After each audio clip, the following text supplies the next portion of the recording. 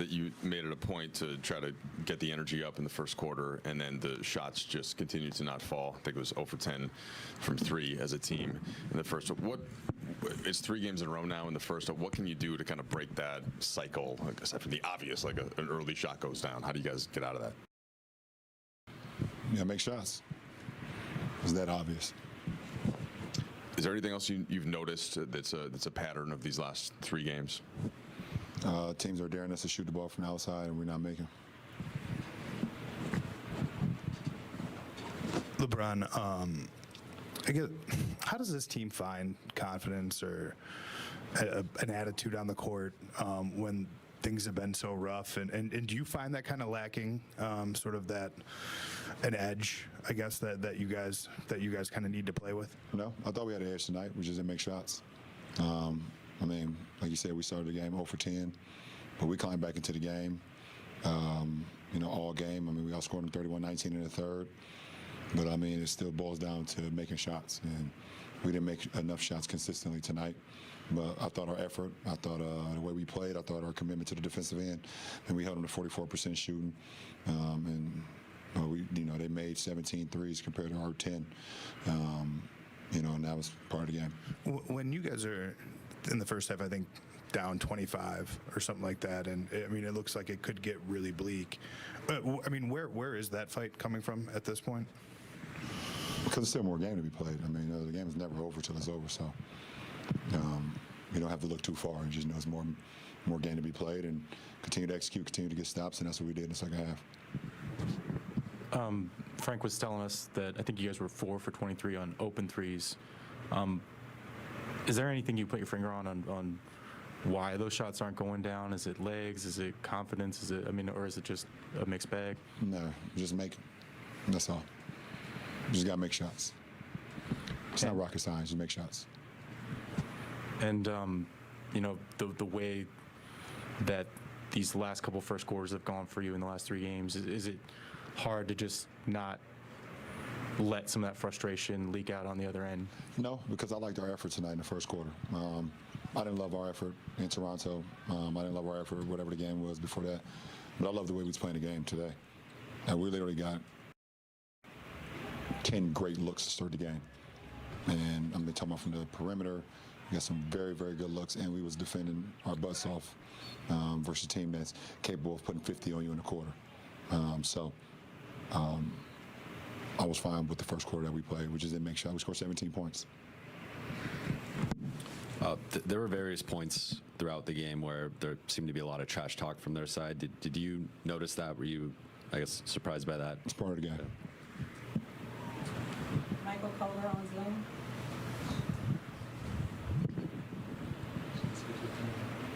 No, but he had a question. That's what I thought. Michael Kohler on Zoom.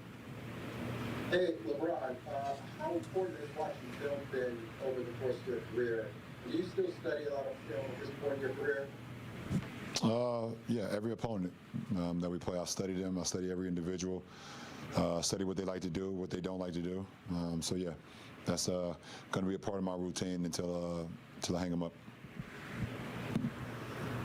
LeBron, you're used to winning. You're not used to a team struggling like this. I'm wondering, how hard is it to maintain patience, and I guess where's your frustration level with how things have been going?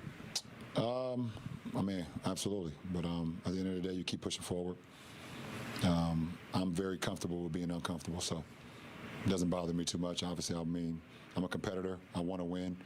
You definitely get frustrated with some things that happen on the floor, but you control what you can control, and what you can't control, you don't worry about it. You continue to push forward, seeing ways you continue to get better, seeing ways you can be, great for your ball club.